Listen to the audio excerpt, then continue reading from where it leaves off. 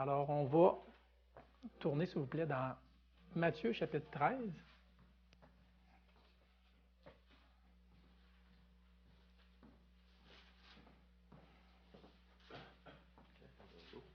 Merci, Michel.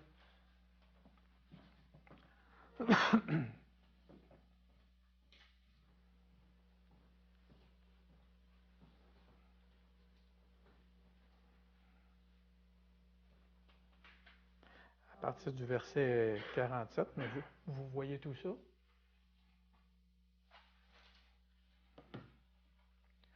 Fait que je vais demander à Alain, s'il vous plaît, de nous lire les versets indiqués. Le royaume des cieux est comme semblable à un filet jeté dans la mer et ramassage des poissons de toute espèce. Quand il est rempli, les pêcheurs le tirent et, après s'être assis sur le rivage, ils mettent dans les vases ce qui est bon et ils jettent ce qui est mauvais. Il en sera de même à la fin du monde. Les anges viendront séparer les méchants d'avec les justes et ils jetteront dans la fournaise ardente où il y aura des pleurs et des grincements de dents. Avez-vous compris de toutes ces choses? Oui, répondirent-ils. Merci, Alain. Tout de suite, par rapport au son, ça a l'air bien, ça a l'air correct. Bon, OK. Fait que là, on est rendu à la dernière des séries de paraboles qu'on a regardées ensemble. Et puis, comme vous voyez au tableau, j'ai essayé à force d'étudier les paraboles puis de regarder les commentaires et tout, des fois, exprimer qu'est-ce que c'est les paraboles, dans le fond. C'est bon de l'exprimer dans différentes manières. Fait comme ça nous aide peut-être davantage finalement à saisir. Des fois, quand c'est juste exprimé d'une autre manière, je ne parle pas directement, littéralement, à lire les paraboles, mais je parle c'est quoi les paraboles. Puis les paraboles, bien, on le sait que ça exprime le Seigneur Jésus a voulu exprimer des vérités bibliques à travers des histoires de la vie de tous les jours. Mais les vérités bibliques qu'il veut exprimer, c'est quoi, finalement? Bien, toutes les paraboles, essentiellement, ça exprime trois vérités.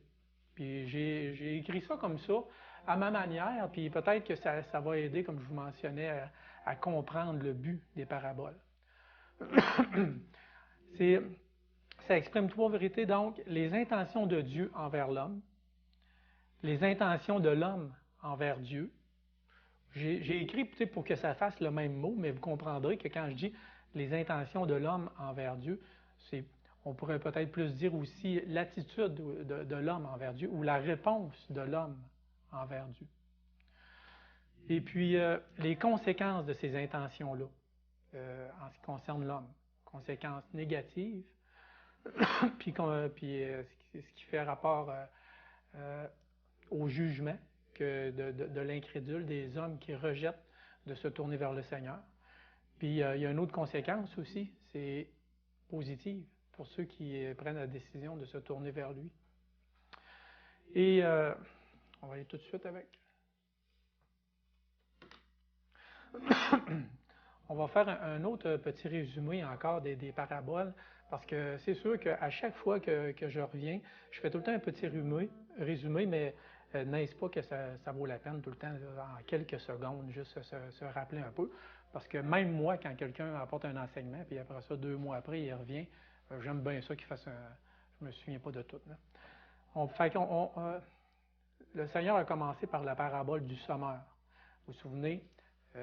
Sème des grains un peu partout, puis la semence tombe dans la bonne terre, tombe dans la roche, tombe dans le chemin, tombe dans les endroits épineux et tout ça. Puis ça nous montre que dans le fond, c'est que le message de l'Évangile il est envoyé partout à la surface de la planète, mais cette semence-là, elle tombe dans des cœurs qui représentent comme une bonne terre, où le message de l'Évangile est entendu aussi par des gens qui ont le cœur dur, ou ceux qui sont étouffés par les soucis de la vie, les épines, vous vous souvenez, et tout ça.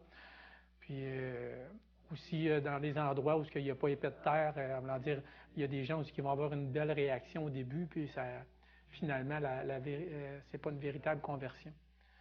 Ça, c'est tu sais, quand je dis les intentions de Dieu, c'est quoi les paraboles? Ça exprime les intentions de Dieu envers l'homme, les intentions de l'homme envers Dieu. Bien, c'est quoi dans ce parabole-là? L'intention de Dieu, c'est d'annoncer un message de salut à tous les hommes.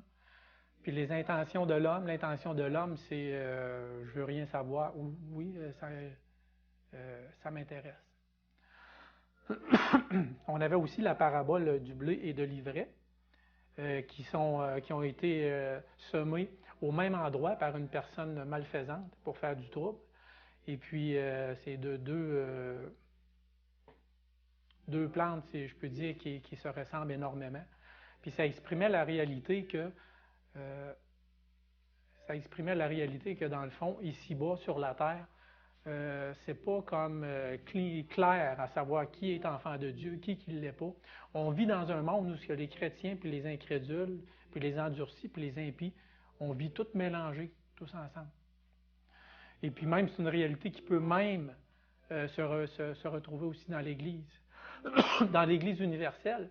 Puis même, on peut dire aussi, je ne parle pas d'ici, bien entendu, on n'est pas nombreux, on se connaît, mais ça peut même se retrouver aussi dans une église locale, où des gens vont fréquenter une église locale, mais qui ne se seront pas tournés vers le Seigneur pour autant. Alors, le blé et l'ivraie mélangés dans ce monde. Une cohabitation. Vous vous souvenez, j'avais parlé de cette expression-là. Les croyants et les incroyants cohabitent ensemble. Puis, c'est une des conséquences, je mentionnais les conséquences aussi des intentions de l'homme envers Dieu. C'est qu'à un moment donné, une des conséquences, c'est qu'ici-bas, il y en a qui l'acceptent et d'autres non. Ce qui fait en sorte, puis je ne parle même pas dans l'éternité, je parle ici-bas, ça c'est une des conséquences. On vit avec, les croyants vivent dans un monde mélangé avec des incrédules, puis les croyants y ont bien souvent à souffrir de ce système impie dans ce monde, ou directement aussi par la violence et par la main de personnes qui ne connaissent pas le Seigneur, qui ne veulent rien savoir. Et ça, c'est à cause du libre arbitre. Hein? Le Seigneur ne force pas personne à se tourner vers lui, mais on a le libre arbitre. Il y a aussi la parabole des grains de sénévé et du levain. Et alors, une petite graine qui est plantée puis qui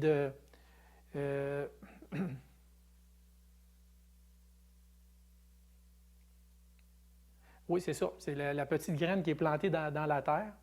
Et puis ça grossit, puis ça devient un bel arbre.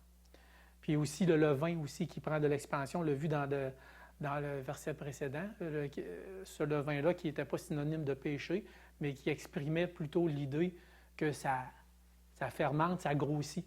Puis tout ça pour dire que dans le fond, cette parabole-là exprime la vérité que l'Église, ça a commencé tout petit, et puis ça grossit. Le christianisme prend de l'ampleur à travers toute la planète. Et je pensais à ça justement, comme hier, en relisant mon message, en méditant. Puis ça, c'est l'Église grandit malgré la tentative de bien des hommes, puis de bien des systèmes politiques pour détruire le christianisme. Il y a eu des hommes qui ont essayé de détruire la Bible, littéralement parlant, sur la surface de la planète. Des systèmes aussi politiques qui ont voulu complètement détruire, anéantir le christianisme. Mais savez-vous ce qui est arrivé? Cette parabole-là n'a pas tombé obsolète. Le christianisme continue quand même à s'étendre puis à grandir, jusqu'au jour où le Seigneur va venir nous prendre. On a la parabole aussi du trésor caché, puis la perle de grand prix. Vous vous souvenez, la personne qui trouve dans un champ un trésor, puis que lui, il décide, il réalise que ce trésor-là, ça vaut vraiment la peine de faire un effort pour se l'accaparer. Ça fait que lui, il décide pour agir légalement, vous vous souvenez, ce n'était pas illégal, pour agir légalement, d'acheter le champ pour pouvoir prendre ce trésor-là. Puis il y avait aussi l'autre parabole qui exprimait aussi, dans un même temps, qui exprimait la même vérité. C'est la perle de grand prix. Un marchand qui trouve une perle de grand prix, puis il va vendre tout ce qu'il possède pour pouvoir acheter cette perle-là. Puis ça exprime l'idée que le salut, c'est quelque chose qui vaut extrêmement cher. Puis que nous, en tant que croyants, il n'y a rien d'autre qui devrait être plus important que ça. Quitte même à vendre tout ce qu'on a. On sait que c'est une image, il ne faut pas le prendre non plus au sens littéral, mais dans le fond, il n'y a rien ici-bas qui doit prendre la place du Seigneur. Quitte à ce qu'à un moment donné, il arrive même une persécution, on va avoir une décision à prendre. On veut rester attaché au Seigneur, quitte à perdre beaucoup de choses. On peut être persécuté, on peut perdre notre réputation. C'est Guy qui disait ça, c'est que dans le fond, on veut être aimé, on veut être respecté par les gens, mais ça, il faut être prêt à le perdre aussi pour le Seigneur. Puis même, on peut être exclu par les gens. Puis même aussi, c'est une réalité aussi que, pas ici parce qu'il n'y a pas de persécution à ce point, mais il y a bien des chrétiens qui ont perdu toute leur prospérité financière parce qu'ils sont devenus chrétiens.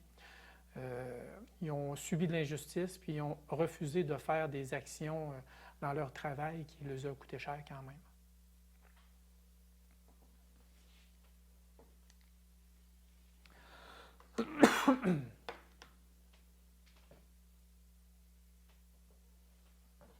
Oui, pas.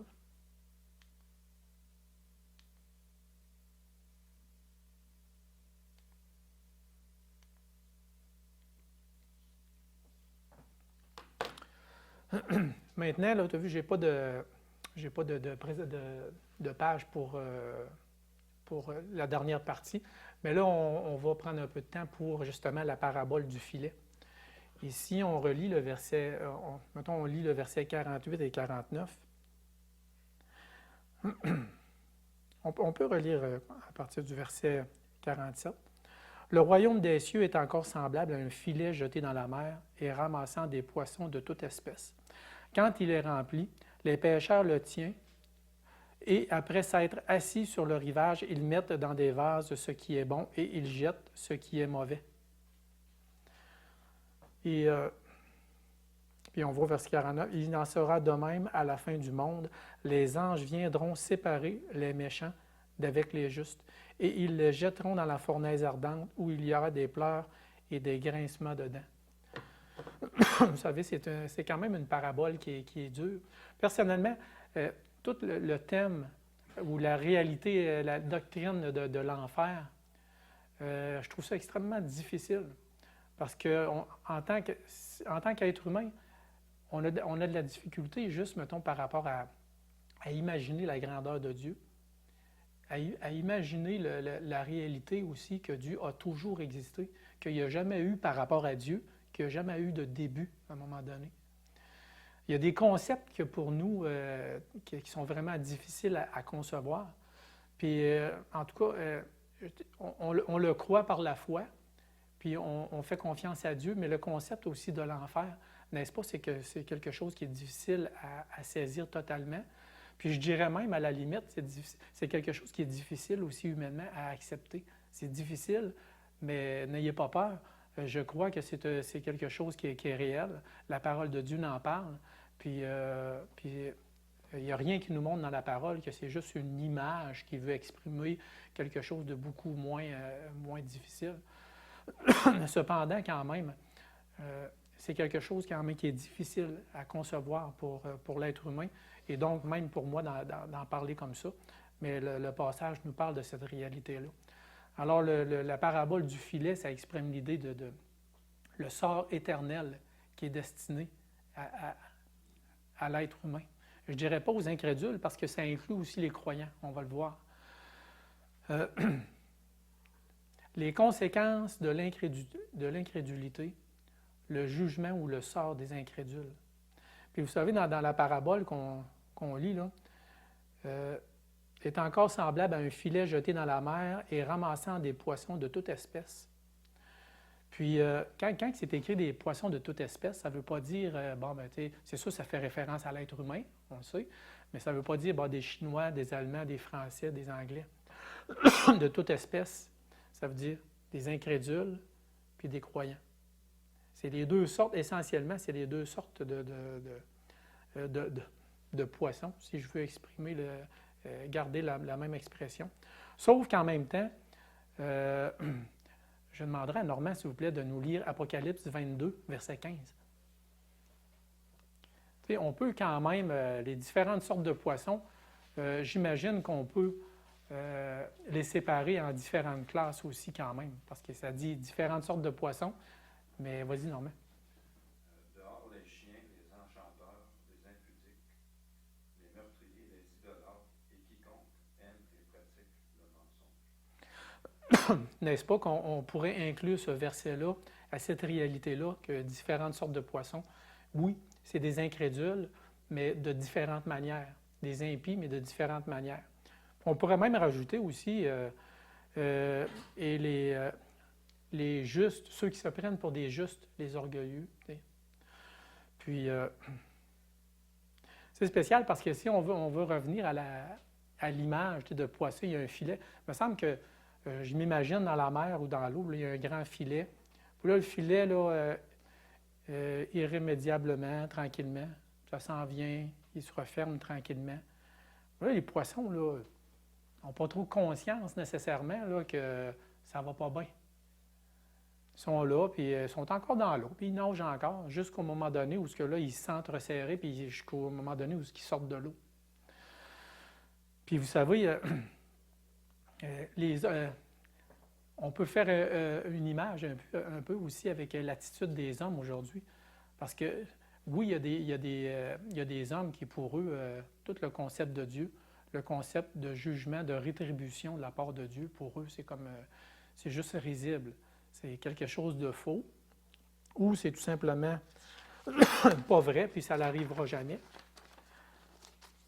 Fait qu'on peut certainement dire que, comme les poissons, il y a beaucoup d'insouciance de la part des hommes aujourd'hui par rapport à ce qui est à l'épée de Damoclès qui est au-dessus de leur tête. Et puis les hommes aujourd'hui, c'est ça. Hein, soit qu'ils ferment les yeux, ils ont pris sciemment la décision de ne pas croire, même s'il peut y avoir certaines évidences. Ils ne prêtent pas attention. Ils sont concentrés juste sur cette vie ici-bas, sur les plaisirs ici-bas, sur le matériel et toutes ces choses. Ils font abstraction de la réalité spirituelle. Parce que des gens entendent l'Évangile, que ce soit directement par nous, que ce soit par la télévision, que ce soit qu'ils ont entendu de différentes manières dans leur jeunesse, à l'école ou peu importe. Ils font, puis j'ai sorti un mot, je ne vais pas inventer un mot, mais je trouve que c'est un mot qui exprime bien la réalité et qu'on n'utilise pas souvent dans nos milieux. C'est ils font du déni des réalités spirituelles, éternelles, du constat de Dieu. Ils font du déni de ce qui les attend. La tête dans le sable, là. Ça a l'air que c'est pas vrai finalement que les autruches font ça, mais l'expression est là quand même. Puis là, je suis allé voir dans le dictionnaire pour voir la définition de ce mot-là, déni. Puis là, j'ai écrit ça comme ça. Le terme est avancé par Sigmund Freud en 1923 pour caractériser un mécanisme de défense par lequel un sujet nie la réalité d'un fait qu'il perçoit et qu'il ne peut cependant admettre. Plus qu'une négation, le mot « déni » exprime bien un refus catégorique de reconnaître ce que les sens montrent. C'est sûr qu'en même temps, c'est vrai jusqu'à un certain point parce qu'on ne peut pas dire que les sens nous montrent qu'il y a un enfer.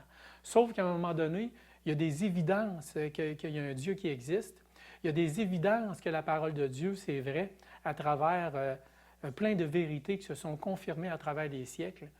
Et c'est pour ça, justement, que les apologètes, ceux qui font des conférences pour défendre la foi, ils sortent souvent vainqueurs. Parce que c'est beaucoup plus facile de défendre la vérité crédiblement que de défendre le mensonge crédiblement. Et en ce sens-là, les gens, oui, jusqu'à un certain point, ils font du déni. Puis le Larousse, dictionnaire de psychanalyse de Roudinesco, Il dit que c'est un mécanisme de défense qui consiste, on parle tout le temps du déni, là, du monde qui rejette, c'est un mécanisme de défense qui consiste à nier une perception traumatisante de la réalité extérieure. Fait que les gens, c'est sûr que c'est traumatisant, l'enfer, que ces réalités-là qu'on voit dans la parole de Dieu, c'est dur. Fait que on peut avoir deux réactions par rapport à ça. Soit de dire, oh, padaille, il faut se préparer à la rencontre de notre Dieu, ou c'est tellement comme ouf que j'aime autant faire du déni, puis mettre la tête dans le sable, puis nier cette probabilité-là, on va dire ça comme ça.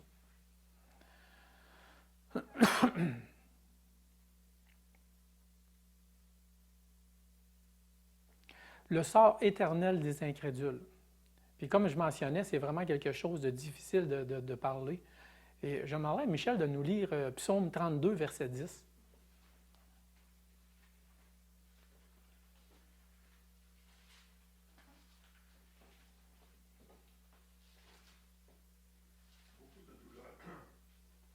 Beaucoup de douleurs sont la part du méchant, mais celui qui se confie en l'Éternel est environné de sa grâce.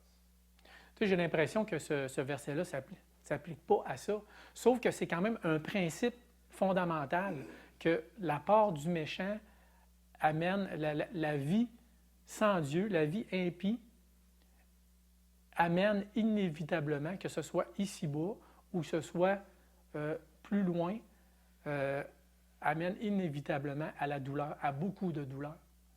Puis n'est-ce pas, c'est ça que la parole de Dieu nous enseigne par rapport à l'enfer.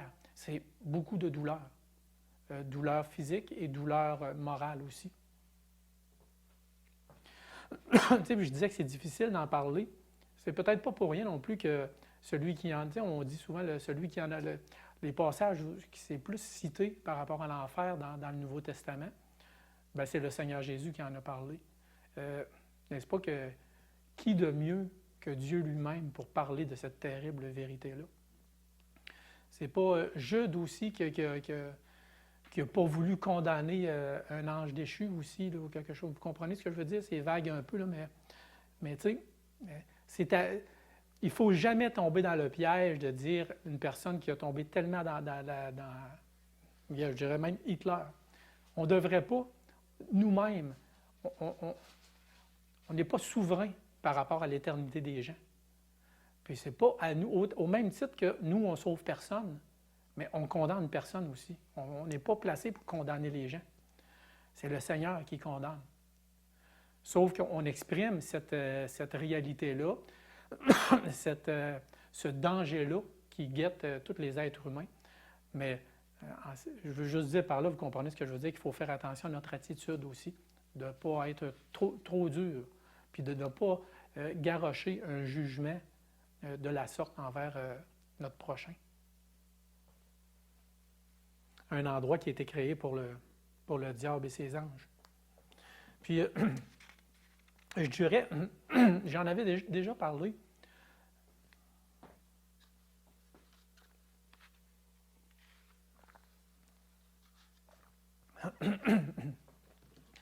J'en avais déjà parlé que cette idée-là de l'enfer, même si c'est difficile à accepter, à un moment donné, il y a un livre qu'on a ici, mais là, il n'est pas ici, il est à la maison. C'est un livre je pense que c'est, comment il s'appelle, celui qui a fait Jésus, la parole est à la défense. Pardon? Oui. C'est un livre que Lee Strobel a écrit. Puis le thème, puis je vous le recommande fortement. Ça fait 2 fois que je le lis, que je le lis à travers les années. Puis là, je l'ai amené à la maison pour le relire.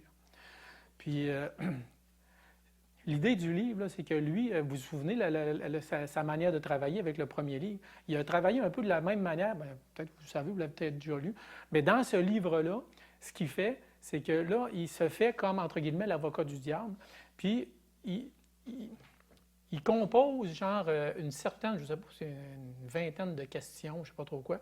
Les questions les plus difficiles qu'un chrétien peut se faire poser à un inconverti. Si Dieu est amour, Jean, pourquoi est-ce qu'il a créé l'enfer que le monde périsse là pour l'éternité? Ça en est une. Une grande liste de questions comme ça. Puis lui, qu'est-ce qu'il a fait? Là? Il est allé voir des plus grands érudits de la planète par rapport à différents thèmes comme ça, puis il est allé leur poser la question. Puis lui, il arrive quasiment avec l'attitude, il se met quasiment dans la peau d'un inconverti. Vous voyez un peu le scénario. Et puis ce livre-là, ben, c'est ça. C'est que dans le fond, c'est les réponses de tous ces spécialistes-là par rapport à ces questions-là. Puis à un moment donné, il avait posé la question justement par rapport à l'idée de l'enfer. Mais tu sais, c'était grand, là, mais là, je ne me souviens pas de tout. Mais je me souviens, entre autres, d'une affaire, je l'avais déjà partagé, je pense. C'est que cet homme-là avait dit, de toute façon, il dit, les hommes, même si Dieu voudrait être bon, entre guillemets, puis accueillir tous les impies qui rejettent Dieu dans son royaume, ces hommes-là ne seraient pas capables de supporter le ciel quand même. Parce qu'ils sont incapables de supporter la présence de Dieu, sont incapables de supporter, même dans une église ici-bas, les vérités de la parole de Dieu, de supporter même les chrétiens. Ça devient comme, je ne sais pas si vous comprenez ce que je veux dire, c'est comme, ça vient trop les chercher, ils ne sont pas capables. Puis dans le fond, l'enfer, c'est comme un peu, d'une certaine manière, c'est comme un ultime exaucement. Les gens, ils ne sont pas bien avec Dieu. Ils veulent pas de Dieu. Fait que dans le fond, c'est ça ça va être l'ultime exaucement. Et la deuxième partie de la conclusion, bien, dans le fond, c'est que